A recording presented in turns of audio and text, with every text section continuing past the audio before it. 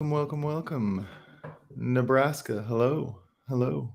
We're not doing an Ohio this morning, says Bitcoin Graffiti. We're moving to Nebraska. So, for people who go way back to the days when it was a whiteboard for the thumbnail every day, will remember we often came with different language good mornings, like Ohio gozaimasu, or just Ohio, which is Japanese good morning. So Ohio to all of you. Ohio. Morning, Rickster, Swixter. Hope you're doing well. Matt, hope life is good with you. A GM indeed. To all the GM peeps out there. Oh, I lagged for a bit. Yeah, I've been having not great internet this morning. Thanks for the note, a Bitcoin Graffiti. I think we're okay, though. There's no other internet running in the house right now.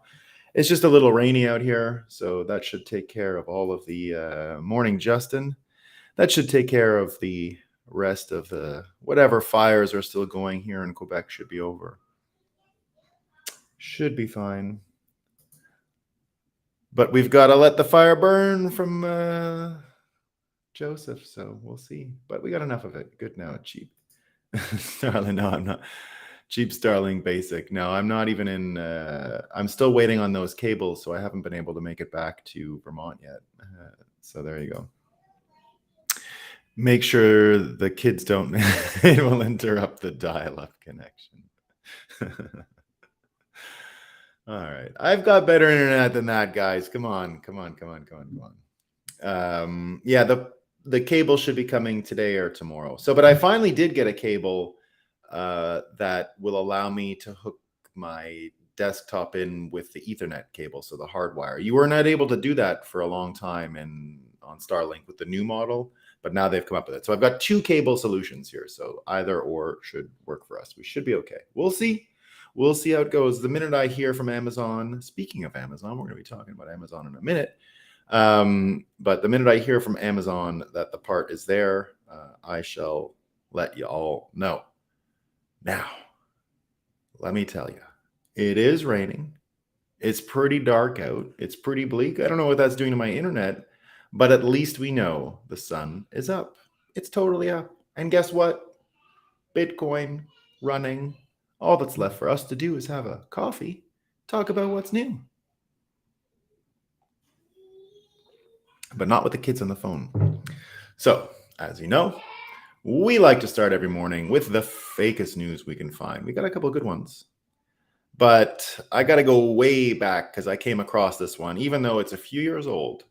It's from one of the great contributors to Moscow Time, one of the all-time fakest news outlets, CBC News. Now, remember, they quit Twitter because the truth was mentioned about them, that they're state-funded, so now they're state-funded media.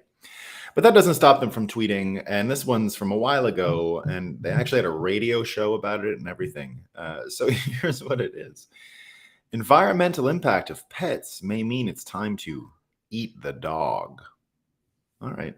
So if any of you are hungry, I guess it's all like pig. It's kind of like pork, right? It's just a cultural bias. They're probably going to tell you you're a racist for not eating the dogs, but we'll see. Speaking of racism, companies, what's going on, food, delivery, things like that. This is one of the most incredible things I've ever heard. And, there was a time when Bitcoin first started, when you would talk to people when they were on their Western world, first world perch, and you would say to them, well, we've got these trusted third parties that don't really deserve our trust and that are screwing up almost all of our commercial relationships because they're getting in the middle. We can barely have decent person-to-person commercial relationships anymore because these third parties are so corrupted. So that was a margin reading between the lines of what Satoshi actually wrote about. But it was there, right? You'd be in those conversations in the early Bitcoin days with people, and you'd say, I know it's not here that in America or Canada that banks can seize your money because they don't like your politics. And I know it's not here and it's other places, but you never know. And people would say, not going to happen. Are you kidding me? They sounded like me when I used to say to people, they're not going to use the Patriot Act to call people who were born here terrorists. They're never going to do that, right? They did it. They did it. And guess what? Whenever you were told years ago that I don't see why we can't have trust in these commercial entities anymore. What's the problem? We can trust third parties. Well, we got a lot of stories today that say you can't. And this is the first one.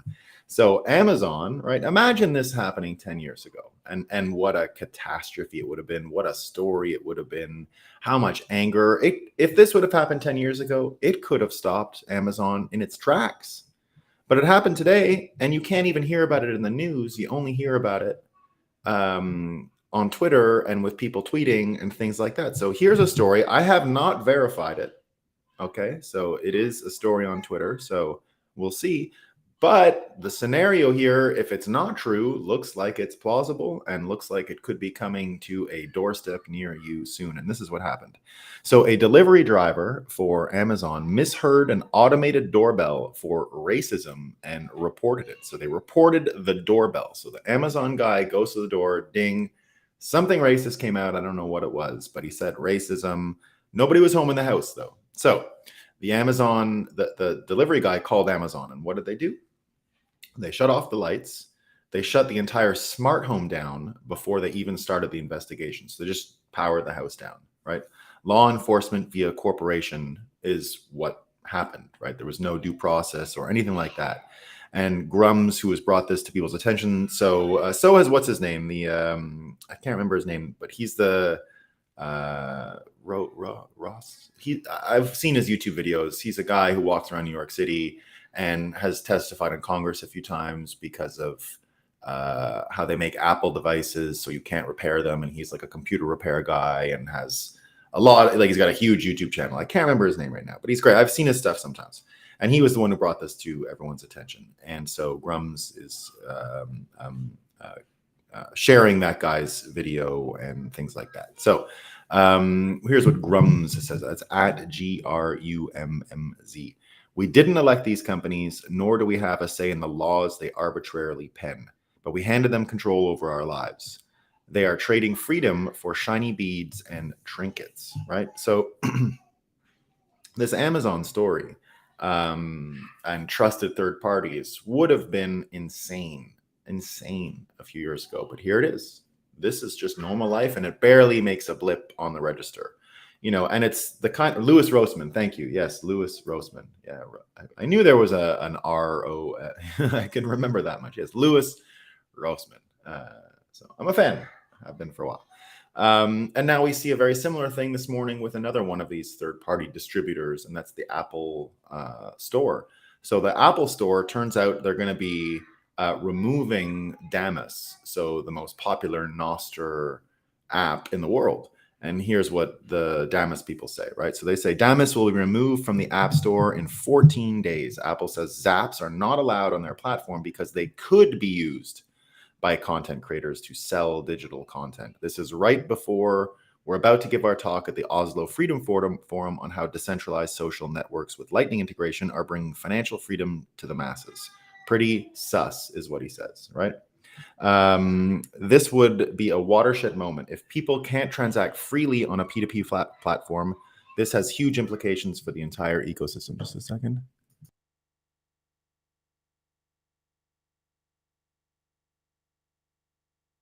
And a lot of people pointing out what's wrong with it, right? That so Walker, right? So the crypto couple, Walker and Carla.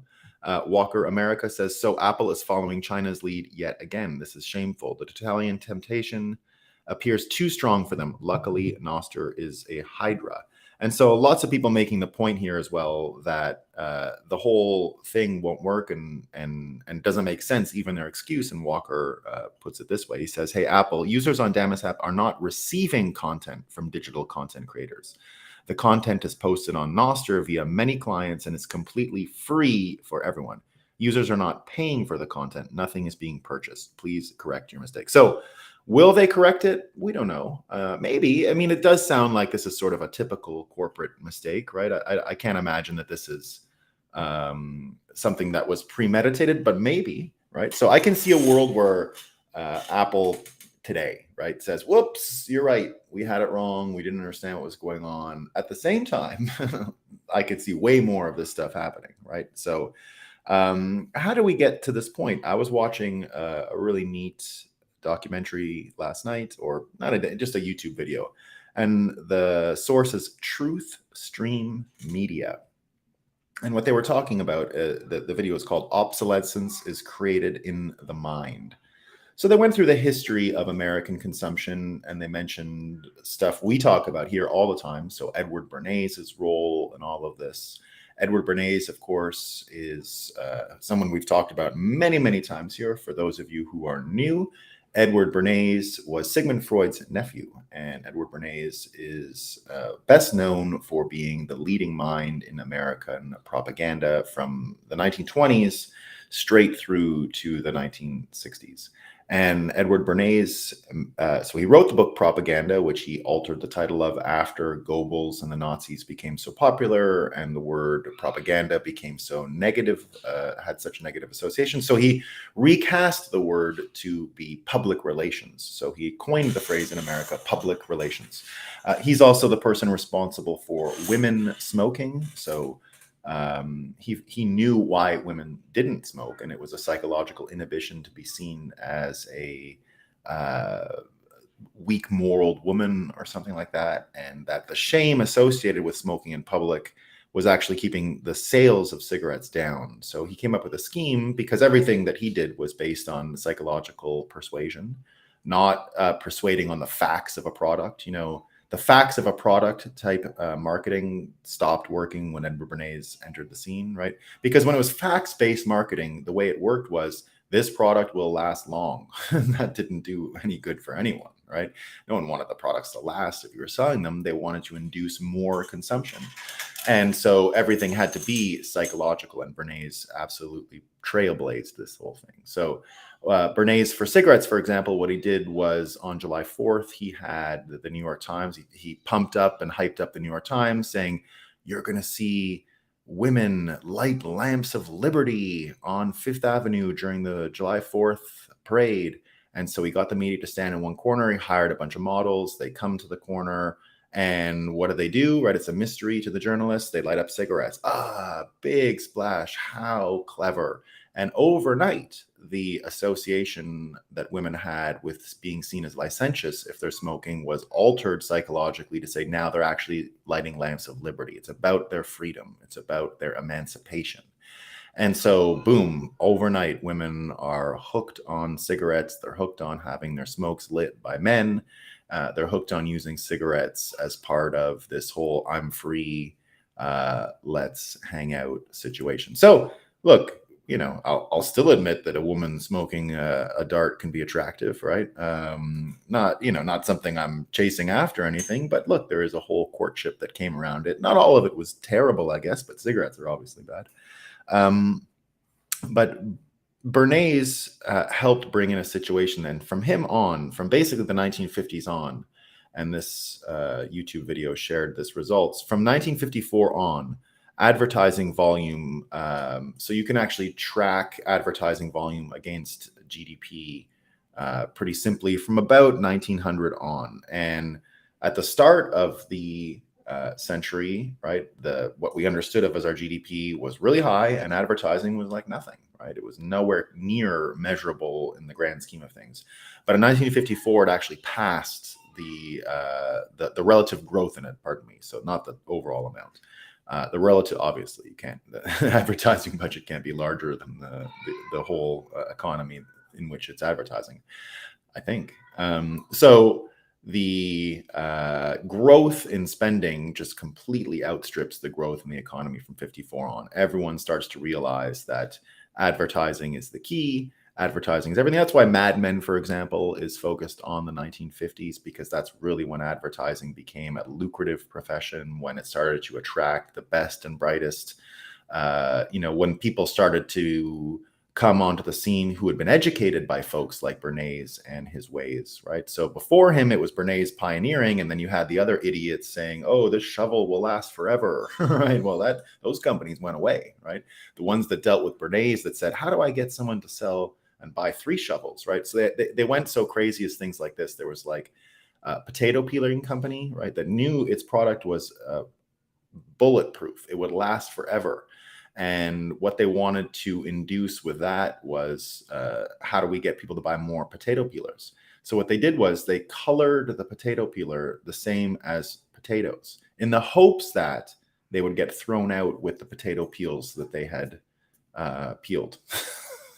No kidding. That was one of the moves. And I mean, like even consciously done, right? So here was a newspaper on how this stuff started to get um, um, layered into the system that we know. And one of them comes from U.S. cars. So here's an unbelievable quote, right, about car buying. So the latest form of capitalist slavery, they said, according to an announcer on the Dinah Shore show who sells Chevrolets, is one car captivity, a lovely phrase. You're chained to the land like serfs in the Middle Ages, you peasants who own only one car. That's the latest brand mark of the underprivileged, one car. Now, this is in a newspaper, right? It's a newspaper. At the time, you only had a little bit of television. Almost all of television was based on advertising. And there was only like 3 channels, right? And they did all this advertising. That's what paid for the programs. Almost all the advertising was how to be a happier wife, how to be a better kid, how to be a better husband, how to get people to love you if you're the husband, how to provide for them, you know, so that they love you, all that kind of stuff, right? So that had been going on. Yeah, no, we are. If you're new here, we love nicotine. We talk about the benefits of nicotine all the time. So it's the cigarettes that are the worst, right? You have to make a distinction between cigarettes and nicotine. They're not the same thing. And so we talk about there's a great book out there called La Divina Nicotina, and it's the cultural history of tobacco. And I recommend anyone to read it because it's excellent. So this idea of the early advertisers dominating television, dominating what was on the air, and then that stuff even being called news, right? We call it earned media when advertisers are able to trick the news into writing stories about what's going on in or with products or commercial products or anything like that. And in the 50s, it was just what they did, right? Because it was such a new thing. It's like the way we do news today is what's happening on Twitter, and then we talk about it. The way they did it back then was what's happening on television, and then they talked about it. So the advertisements themselves were news back then, which is hilarious. And so all of that to say, if you look at what some people were saying yesterday, so yesterday and the day before, a lot of people were talking about Anderson Cooper. So Anderson Cooper of Vanderbilt, right? One of these people who his family's been around a long time talking about changing consumption habits and all these things. And people were saying that he earns $10 million salary, and that was RFK who had been mentioning it, right? So Pfizer caught funneling $12 million to Anderson Cooper to promote mRNA jabs. Now, I don't know exactly where they're funneling, but even if it is just that they're the advertisers on the show. So go back to that 1950s model, and when you heard about the Chevrolet dealer and the Dinah Shore thing and all that, right? It's the same idea. We don't know. I doubt Pfizer handed Anderson Cooper a check, but if they're the company responsible for 80%, which is what we're told, 80% of advertisements during Anderson Cooper's show, and they generate so much money from that advertising, and they pay Anderson Cooper's salary with that advertising money, it probably would be something like $10 million of the $12 million he earns in a year. Justin says, YouTube won't show me the chat message. It came in on another platform. So what I use for the streaming here, Justin, I get it from all the sources. And I could see this one was from, I think it's from the Bitcoin Magazine YouTube channel, because I'm still streaming on both of them and all that stuff. So I think it's just because it's on a different YouTube channel, but it might have censored it. I just think it's on a different one. Yeah, it's probably the other platform. Yeah, that's what I'm thinking. Yeah, that's what I'm thinking. Yeah. Yeah. So I don't think we're getting censored on vape stuff, but we could. So this thing about Anderson Cooper, right, shows that it's still going on, right? It's still going on. Advertisers are still more or less putting words in the mouth of the people who are on television, right? And doing all of this stuff. So when you think about it like that, when you think about this collusion between government and corporate interests, right? It's what RFK has been talking about the corrupt synergy between corporate and state power in America, and how that is one of the principal reasons why we're finding ourselves in the trouble we're in right now. And the if you even think about this leak story, right? Everyone talking about the Trump situation, and he leaked documents, right? He leaked these things, and he's the president, and he can't leak. And there were journalists yesterday yelling at Kevin McCarthy, the Speaker of the House. Oh, the president is getting indicted again because he leaked documents. And McCarthy turns to the reporters, right? So these same journalists, and says, you've hired all of the known leakers in the government. You hired McCabe, you hired Clapper, you hired all the people who were leaking stuff about Trump-Russia collusion, which we know was fake, right? So, he just basically said, like, you're sitting here saying the president is a leaker. You hire leakers. You hire them. So don't give me the moral thing, right? We can see exactly how situational this leak thing becomes, right? It's a problem when it's one person doing it. It's not a problem when the media does it, right? And Glenn Greenwald picked up on that point. So this is what Glenn Greenwald said about that, right?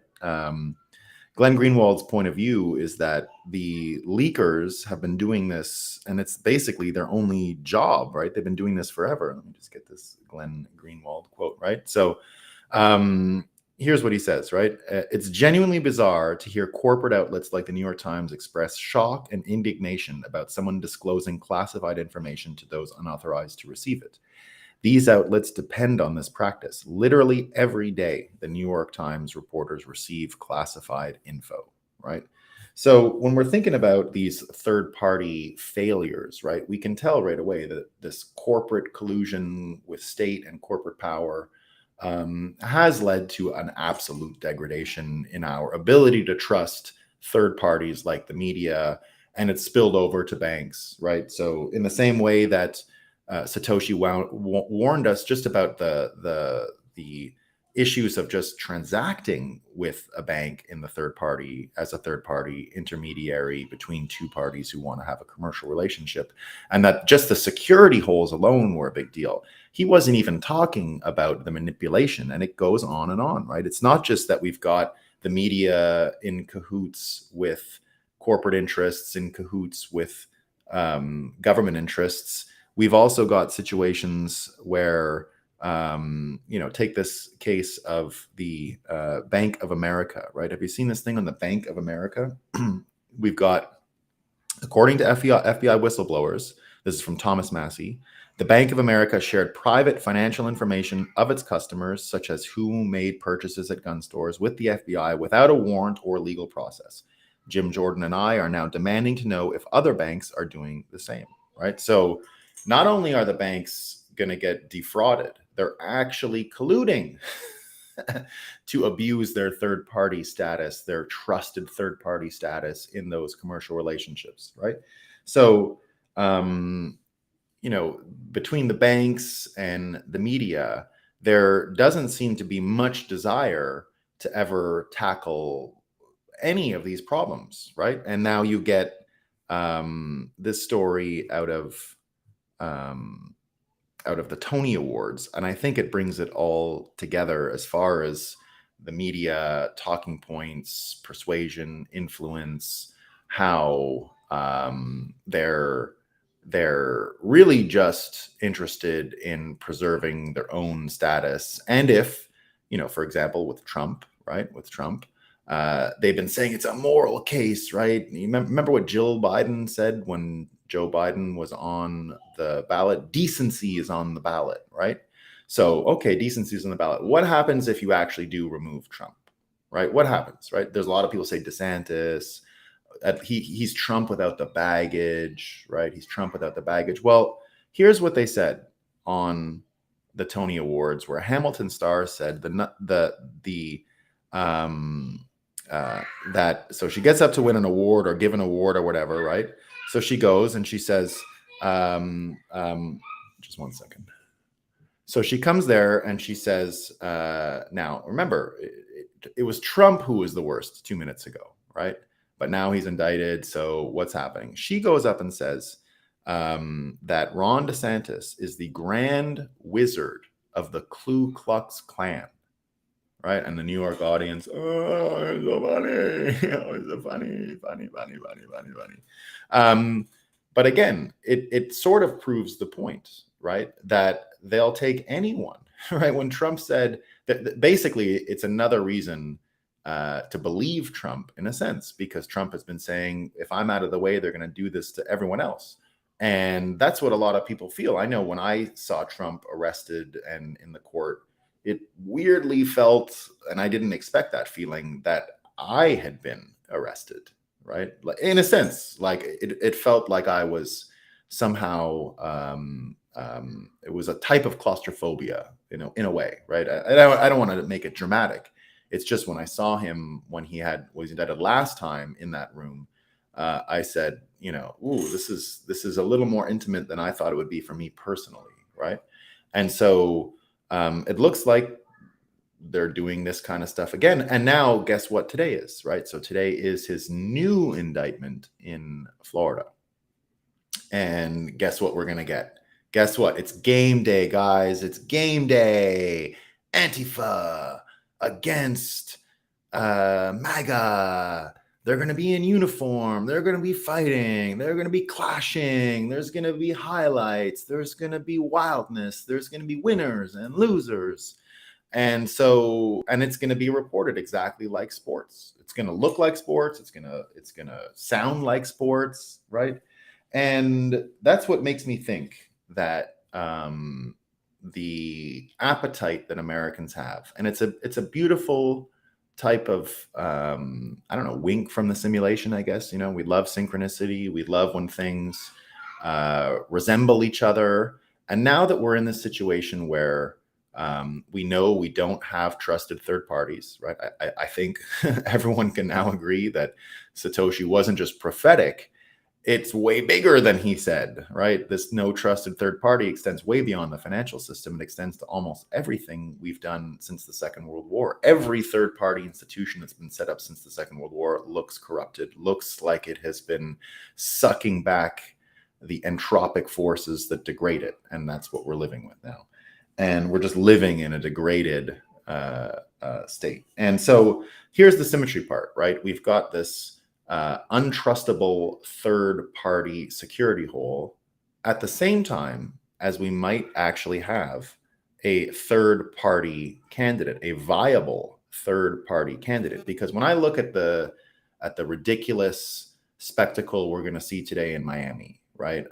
MAGA versus Antifa, everybody fighting. It's going to be absolute uniform sports going on there today. Your desire for a third party candidate has never been greater, because even Trump, here's Trump giving a talk just a couple days ago, right? About Venezuela. He says, when I left, Venezuela was ready to collapse. We would have taken it over. We would have gotten all that oil, right? Well, what were you doing, right? What were you doing? Now, I get it. I love the no war Trump. And remember, everything I'm saying about Trump, remember, I love Trump.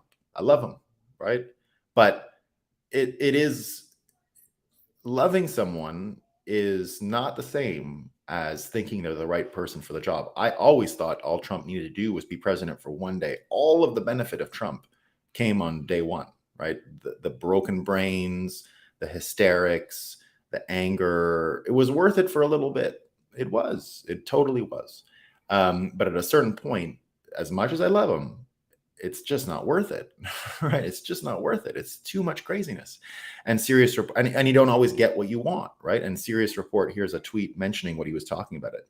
And he says, you wonder why we criticized Trump even during the early stages of his presidency when it was clear he was going to do absolutely nothing to end the status quo in the Beltway. And of course, that proved to be the case.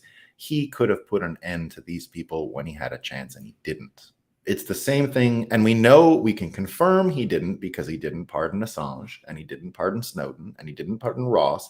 He didn't pardon any of the people that would have been his main surrogates and allies to tell the story that he needs to tell about how he was abused by these people. And he was, right? He was unfairly targeted. I'm 100% with him on all that stuff, right? But now we actually do have this appetite for a third party situation, right? And you saw sort of signs of that in the past few days on the internet. So you've got Kennedy, of course, right? Everybody talking about him. He's the only candidate making any news outside of Trump right now, the only one, right? And that's hard to do because Trump is absolutely sucking the air out of the room with this indictment thing. And as I said, here's Marina Medvin. I'll come back to RFK. I just want to show you what is actually happening tonight. I'd forgotten I had this tweet. So he says, Antifa put out a statement saying they will be in front of the Miami federal courthouse on Tuesday to celebrate Trump's charges. MAGA folks said they're flying in to support Trump on his first court date, also planning to be in front of the federal courthouse. Heads up. Recipe for tumult, if not worse. Might be unwise to go there. Emotions are high, and good people might do something / be pushed into something that they will later regret. So, look, we're going to see some grossness, I think. I hope I'm wrong. I definitely hope I'm wrong, right? But I have a feeling things are going to get a little wild down there in Miami. And, heroes, villains, etc., etc. I'm not going to say there's a lot of fine people on both sides. I'm not going to say that. But I'm sure there's going to be some decent people there. But other than that, you're going to get into trouble. So the thing about the third party candidate, right, is that RFK is taking shots at both sides, is not really your typical Democrat, is draining a lot of Republican support as well as Democrat support. And I think he can do both, right? Because Trump always has the blind spot of the vaccines, right? Trump can say, just like this series report said about, oh, when I left Venezuela, it was great. We could have had that, right? Well, what about Fauci? What about warp speed? What about all this stuff, right? Did Trump ever really understand? Or was he really able to navigate the intense manipulative forces that national security interests put on him? Doesn't look like it. Doesn't look like he's been able to manage it. He's getting his hands tied all the time. Now, I understand it's unfair, but we're not in the world of fair here, right? Fairness is not part of the game. And he had all the power in the world to stop this stuff, and he didn't. He didn't, right? Did he even articulate it? No, it was about him. They're out to get him. Now it's this Woodstock thing, January 6th. We got to get our country back. That all might be true, right? But why are we in this case? Why are we in this position in the first place? So with RFK, so RFK was on Glenn Greenwald's show last night, right? They talked about his ideas on Russiagate. So of course he believes Trump was unfairly targeted, right? He's not out there saying Trump was with Moscow and all this stuff. Of course, he's using his brain. He also talked about that pardon of Assange and Snowden because it is probably the most important thing in order to articulate exactly where things go wrong. As long as those two stay on the sidelines and as long as those two are treated like criminals, you're not going to get the full conversation in America with everybody. You're getting it with more and more people every day, right? And that's what's so makes Bitcoiners so enthusiastic, is that we see we're growing, right? We're not the people giving up in despair. We're not the people going to the Miami courthouse hoping democracy saves us, right? You're not going to find a Bitcoiner down there. So this focus on freeing Assange and Snowden and Ross really does get to the heart of this collusion between state and corporate power and all of the troubles it's brought us.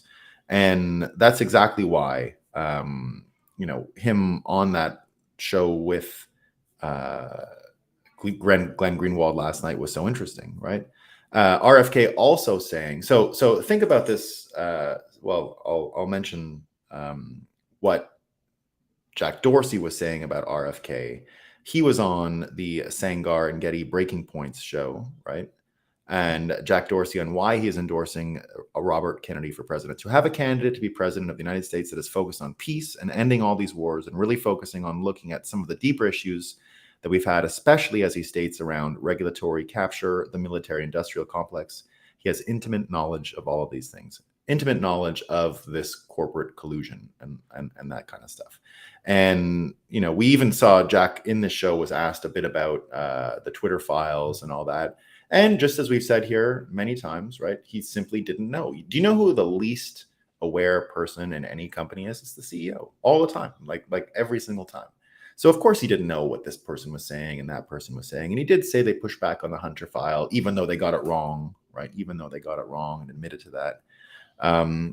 But here's what's happening, right? You get a new generation, even this group of CEOs from those corporate interests that were forced into the collusion between corporate interests and government interests, right? That was something they inherited from the previous era of corporate government collusion. And now it has come to them, and RFK even noticed, and this is RFK tweeting about Mark Zuckerberg, who was on a podcast with Lex Friedman talking about the same issues. And he said, we got it wrong and we were manipulated. And he didn't say manipulated, but they were switching back and forth. We tried our best. We got screwed up, but seemed to suggest he's not that, he wouldn't be as trusting next time. And Kennedy picks up on that and says the awakening continues. It's dawning on establishment figures like Mark Zuckerberg that they were complicit in a web of deception during COVID, right? So you're starting to see this, those CEOs that inherited the relationship that the 1950s established to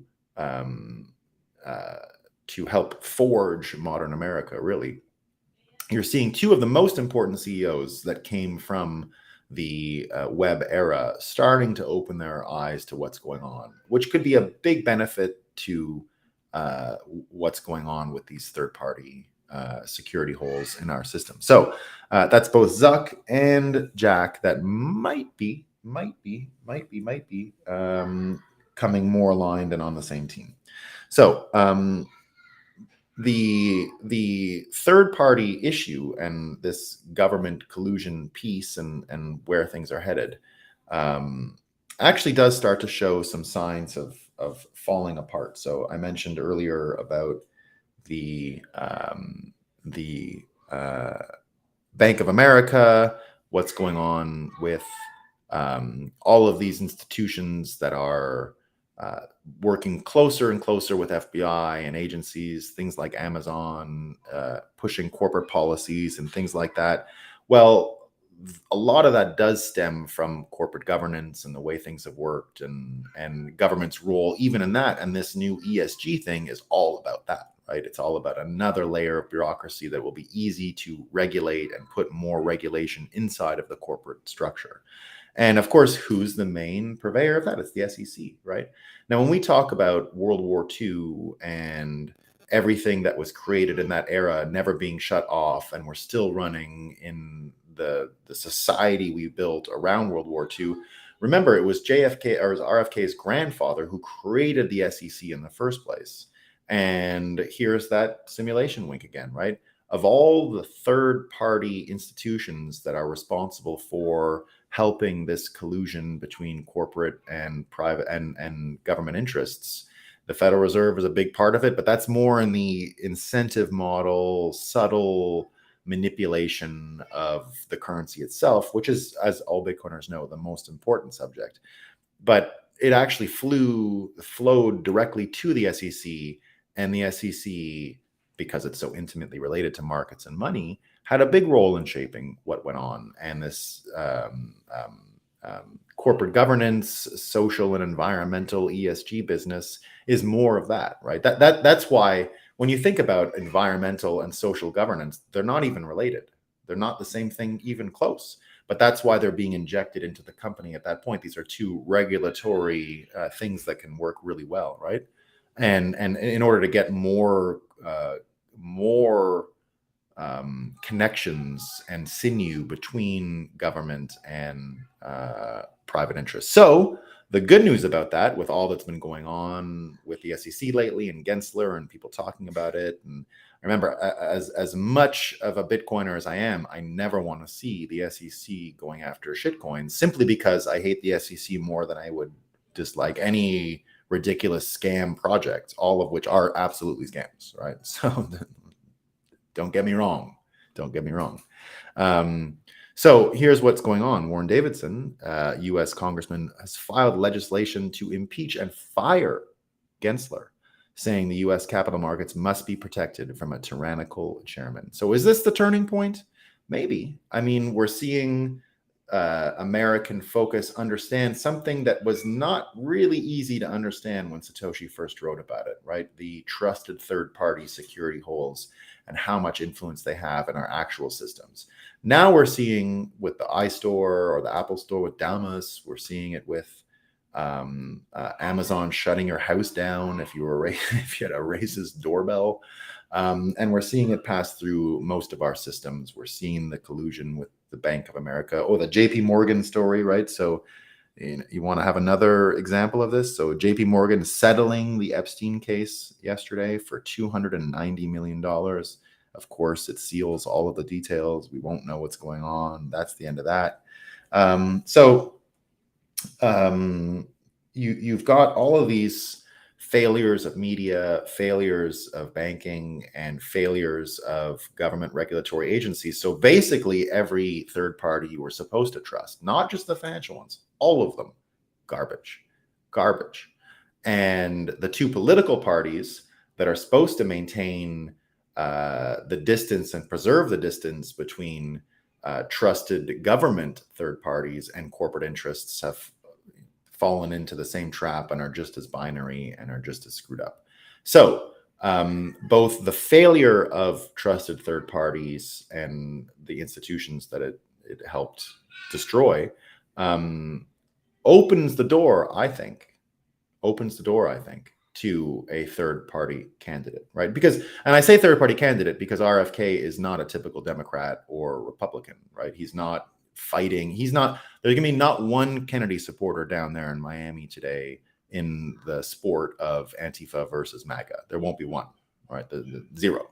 And that's a really important distinction, right? It really is, because I get why people want to fight and bust ahead of an Antifa, or an Antifa wants to bust ahead of a MAGA, because everyone is being brainwashed all day to hate these other people.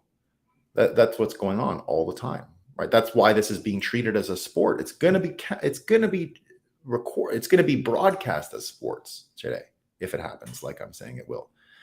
So the fake news, which is a weapon of mass destruction at this point, the failure of banks, which are weapons of mass destruction at this point, have opened up the door for an appetite for something completely different, right?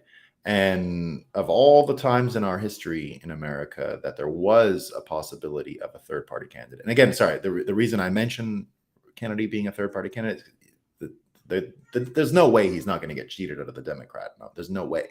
Right. You want to know the biggest red flag? I heard Scott Adams say this yesterday. You want to know the biggest red flag? There's a lot of red flags in America right now. Right? A lot of red flags, a lot of problems in America. You want to know what the biggest red flag that I hadn't even thought of, but now I see it. It's so obvious. Right? It's so obvious. You're going to be amazed when I say it. You got Joe Biden, who is super unpopular. Right. We can all admit that. I think if any of you are hardcore Democrats here, which I doubt, but if there is someone, you can at least admit he's not popular. Right.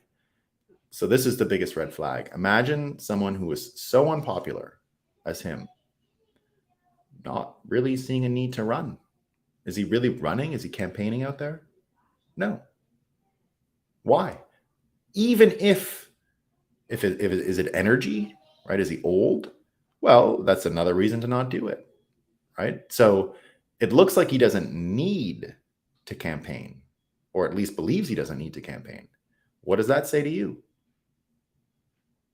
It's a pretty big red flag. If an 80-year-old person with little brain, not much left, not a lot of, if you hooked him up to one of those things that showed like activity or not, there's not much happening there, right? Not much happening there. and he doesn't need to campaign. What does that tell you, right? What does that tell you? Not good things. It's not a good thing, right? So because of that, you've got a potential here where something so different can happen. And I think Dorsey and all these other people who are seeing this third party potential understand that this third party candidacy can help wipe away the need for trusted third parties commercially. And that's what the end of the unholy alliance between corporate and government power would look like. Exactly what RFK's plan is. So all that to say, I'm glad a Bitcoiner like RFK is running, and I'm glad we're going to have these conversations. All right, let me get to some of these quotes. Morning, Bitcoiners. Caught the YouTube of Satoshi Wedding Murders last night. I hope you liked it. There's another one coming soon, guys. Once I get to those 1,000 subs, I'll release chapter 2, and then I'll start releasing chapters here and there. I won't use those things. Most family and friends would poo-poo my boy about handling over data control. Yeah, I've never, Siri is not welcome in my house. She's an idiot. Alexa is a complete moron, and I own 0 Alexa things. On none of my Apple devices has Siri ever even been turned on once. She's never, nothing like that in my house. I like the smarter AI, the ones I use, but that's it. Adam Curtis made it about Bernays called The Century of the Self. Thanks, PH. I'll have a look at that. Yeah, he was, look, you can't, I don't want to mind read Bernays, but, there you go. I had just become accustomed to YouTube's censorship. Exactly. Or be sure you are not top chat. Yeah, that could be it too. Yeah. Finding ourselves in a cyberpunk dystopia. Indeed we are.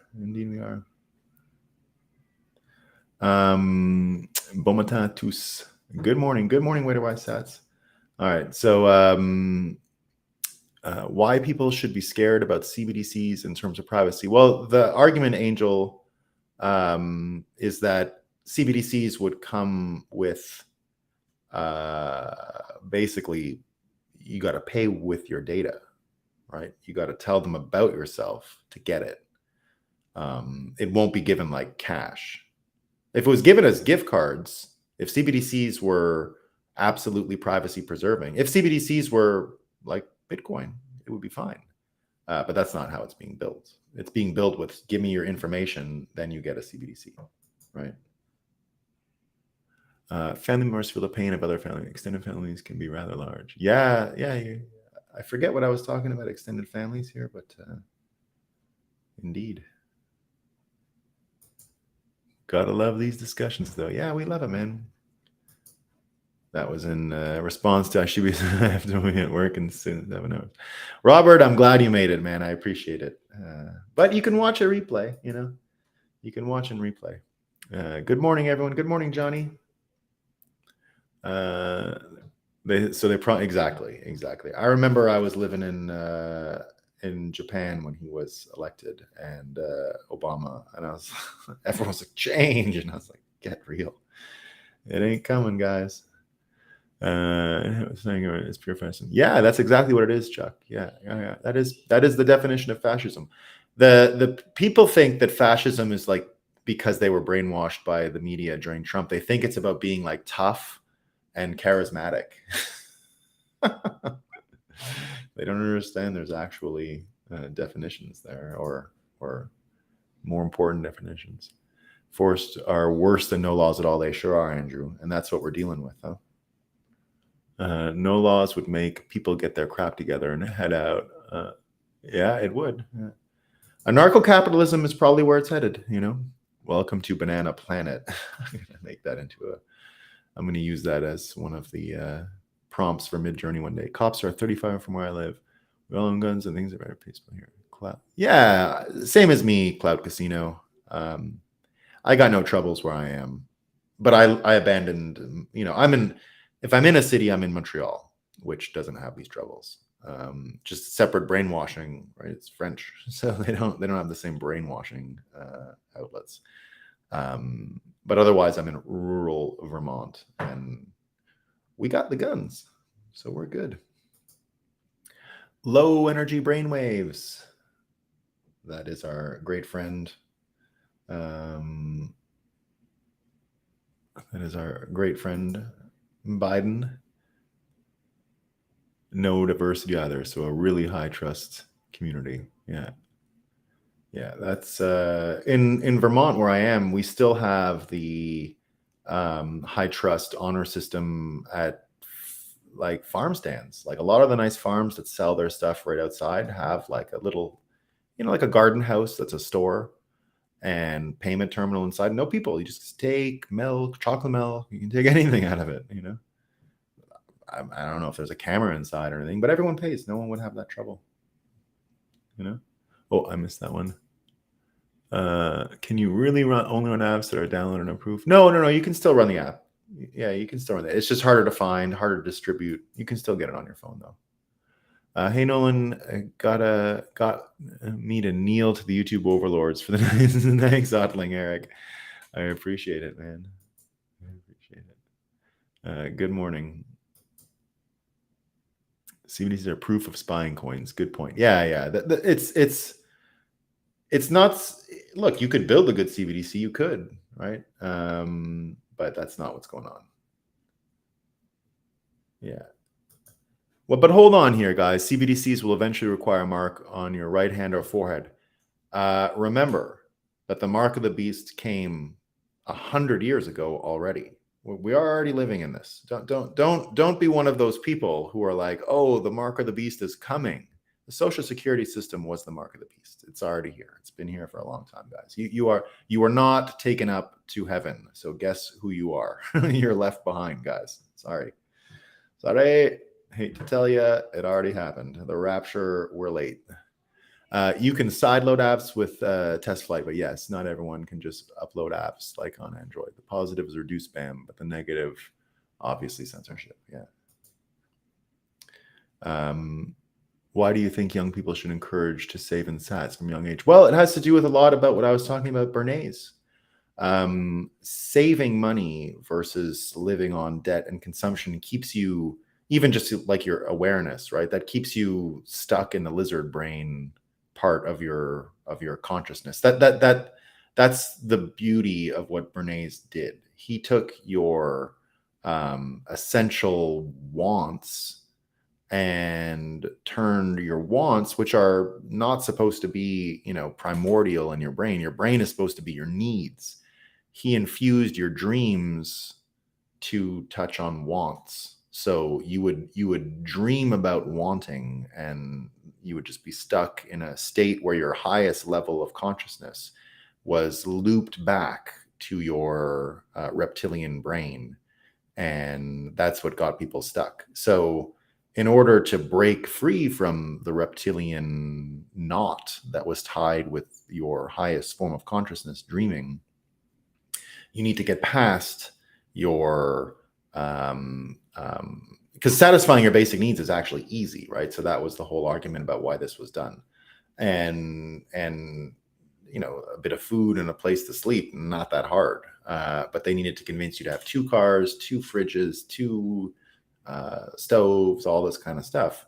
And it was so that people never felt satisfied. So that's why people are so fat. That's why people are so, the hole in their heart just kept growing with this knot that was tied by Bernays. And Bitcoin can break that in a sense that you can start actually getting ahead, saving. Then your wants don't become your dreams, and your dreams aren't your wants. And you can just dream again about much better things than I want to buy a t-shirt, right? So there you go. That's the basic idea. It's not saving from a young age, it's saving at all. No one, because of the nature of what was done, saving was a stupid idea. I mean, any one of your parents who told you save money, you're sorry to tell you, but you had a dumb parent. Mine were included in that, so I'm allowed to say it. Do not save your money, right? Do not save your dollars. That was the dumbest idea. If you were smart, you would just have taken leverage and bought stocks and stuff like that, right? That was the smart play for the past 100 years. And anyone who did that is rich. That the problem we have is we created a world where wealth and debt look exactly the same now. When money is debt, wealth and debt look the same. And that's what led to all of this stuff. So it's saving money in general, right? There's only one type of money you can save. There's only one on earth. I've said it many times. Satoshi Nakamoto invented money. There was no such thing before. There was things that we used and that took the place of money, but they were not money. They were a combination of a court, human ingenuity, an aircraft carrier, nothing to do with money, right? It worked, but it's not money. Satoshi invented money. There was no such thing before. So there you go. Yeah, and you don't have the constant worry about inflation. Not only do you have the constant worry about inflation, you don't have to beat the bankers and the policymakers to save money. It's not just inflation. It's you got to beat Wall Street too, because inflation comes in different ways. It's not just policies. So there you go. Saving in sats completely changed my entire worldview and lifestyle. Yeah, it's rewired my brain. Yeah, that's what it's all about. It's a brain rewiring situation. All right, team. Oh, I got one more. I learned saving from my grandmother. She had these large tubes where you put coins in. She let me do it. It was pretty great. I'm happy she taught me. Now I do that with sats. Yeah, I used to get, I had a great grandmother who used to give me a loonie a week and collect them all in a jar. A loonie is a Canadian dollar, like a golden coin. And I'd get them at Christmas, and it would be like a nice jar of 50 whatever coins. It was awesome. But as a typical North American kid, I had a job when I was, I had a lawn mowing business at 11, right? Like mowing a bunch of lawns at 12, working in restaurants at 13, right? So, yeah, Mudcast, a loonie is a Canadian dollar. Yeah, a loonie. Yeah, because a loon is on it, right? A loonie and a toonie, because we have stupid coins for both the $1 and the $2. So it's a loonie and a toonie.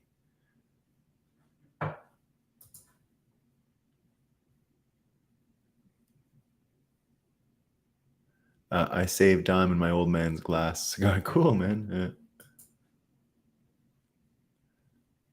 Put all those things that compose USD into Midjourney. Yeah, I think I will, Boo Boo. That could get a good one.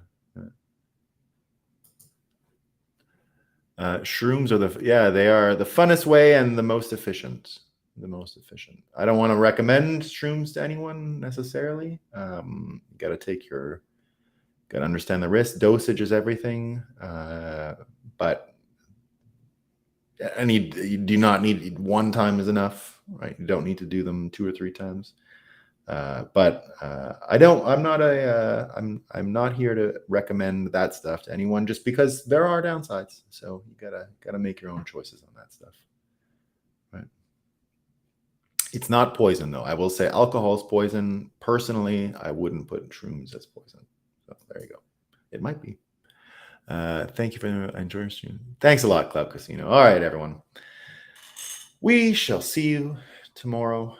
Hopefully, there's no craziness in Miami, but I doubt it. All right.